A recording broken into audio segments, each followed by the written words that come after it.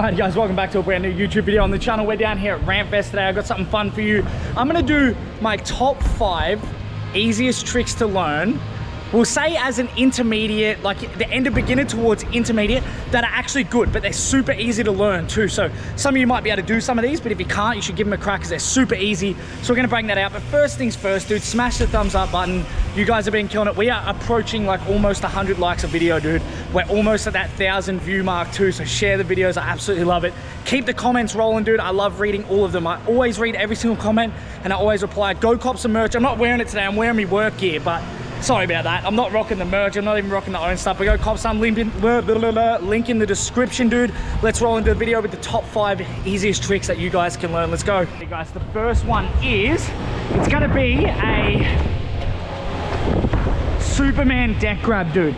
I'm actually gonna teach you guys how to do these as well. Like, so if you haven't ever tried these as well, I'm gonna give you a couple of tips on how to do it. But Superman deck grab, super easy to learn, and there's like really basic steps to learning it too. So if you guys can already do a finger whip, you're already halfway there. But if you wanna do the Superman deck grab, there's different levels to it, right? You can do it fully extended, you can do little ones, you can do whatever. So the first thing I want you guys to learn is literally split your legs apart with a no footer and lift the deck up in between your legs, drop it back down and close your feet. So that's pretty much just a deck grab, right? Now, to do the Superman part, all you do when you leave the ramp and you do your no footer, grab it and push your arms out as far as you can and then kick your legs back and it will go into a Superman, dude. And once you're in this position, it's super easy to pull back. So I think that's the easiest like intermediate trick that actually looks good, and you will look like a good rider if you can do that as well. So make sure you give that one a crack, all right? Let's go into the next one.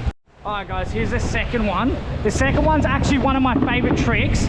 It is a Mac flip, dude. If you guys can't do this yet, you need to learn it. I'm gonna give you some steps.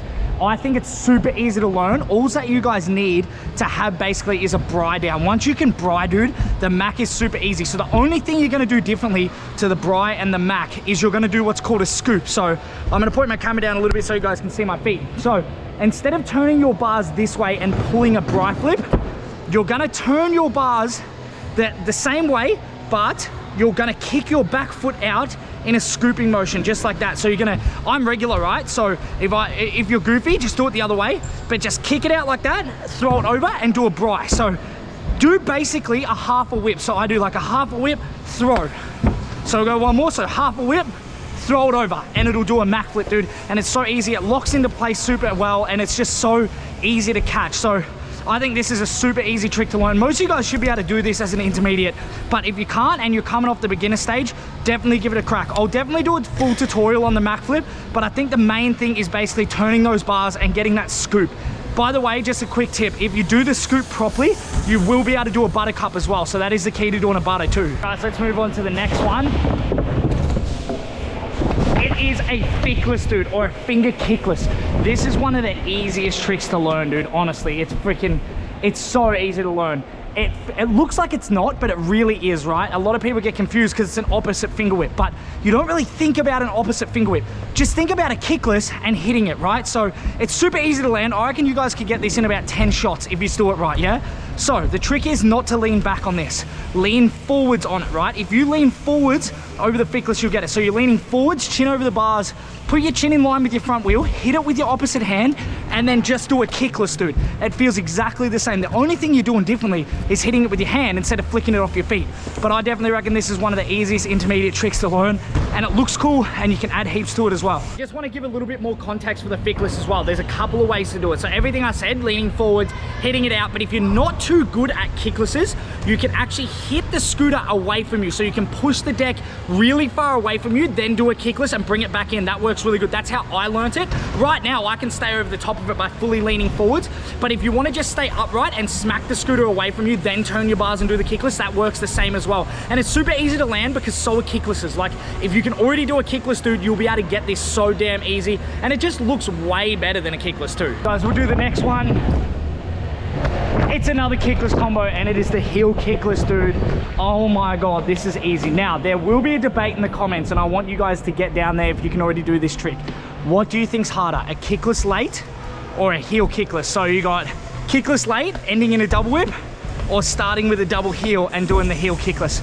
I personally think the heel kickless is easier, And it's like, once I learnt this, dude, and I got it really quickly, it's just amazing. I do it all the time. But the trick is to get your timing right with the heel whips, right? So it's literally just a heel whip and a kickless, or you can think about it as a really fast double heel whip and then pulling in a kickless. So if you want to get the timing right, start off with just doing a heel whip, kickless. So I literally think once I see the heel whip come around, I just do a kickless. Or when you get really competent at it, if you want to chuck it faster, you just do a double heel whip, but push the scooter away from you like this. So go out in front of you, and that counts it for you. If you try keep it really close into a double heel whip really fast, the kickless doesn't work properly. So if you're gonna do it fast, push it out in front of you and it'll come in quickly. If you wanna do it a little bit like more like upright instead of going out forwards, count it and then just snap it back like that. Again, if you can do the kickless, this is super easy, but it's a cool intermediate trick to have. And then you can follow on with the heel kickless late, which is like my second favorite trick, dude. So once you learn the heel kickless, learn kickless late, then put them together and you got yourself a heel kicky late, bro. And the last one, all right, it is a finger triple, right? Now, I'm gonna explain why I think this is one of the easiest tricks to learn. Now, to be honest with you, I'm not usually a big fan of skipping over like the trick before. So you notice how I didn't put the finger double in there, right? For some reason, when you're learning like finger whips and like doing multiple whips, the finger triple is so easy. All you've got to know how to do is triple whip, right? I treat the finger triple the same as I treat a triple whip. Like, they feel exactly the same, except one, you just hit with your hand. If you guys can finger whip, you can finger triple. I want you to go out there and give it a crack. Fly out over a box, it doesn't matter. Try finger triple whip, it is so easy. The reason I think it's easier to learn the triple is because you got momentum. Once you hit it, dude, you just whip the crap out of it and it works so well. It looks cool too. Really basic intermediate trick for you guys to learn. Then you can of course go into like the finger quint and all that. You can do finger six. I've done finger six. It's amazing. But if you don't know how to finger whip, I'm gonna give you some tips now. Alrighty, finger whips are one of my favorite tricks to teach, okay? So, I'll tell you why. It's just such a simple process learning the finger whip. And I think a lot of people go wrong with this first little mistake, right? When you come off the ramp, the first thing you need to think about is doing a no footer. So if you can do a no footer really wide, the wider the better. If you can get your legs right out, dude, that's gonna help you so much. So where people go wrong straight away with the finger whip and the finger triple either way is that you lift it up too much. They try to lift it to them, right? That's not the trick. So first thing is pick a spot on your deck, right? So I'll pick my belt right there. I look down at my belt. I do a big spread out like finger whip, big spread out no footer. I lift it about a quarter of the way and I bend to it and then I hit it. And I keep it level there, and that's the trick. If you keep it in that position, dude, it's gonna be so much easier. Don't lift it too high. As soon as the scooter goes past your hips, landing the finger whip's gonna be damn near impossible, all right? So keep it as low as possible and you bend down to it, or do the 50-50 method where you bring it up 50% and you bend down 50%.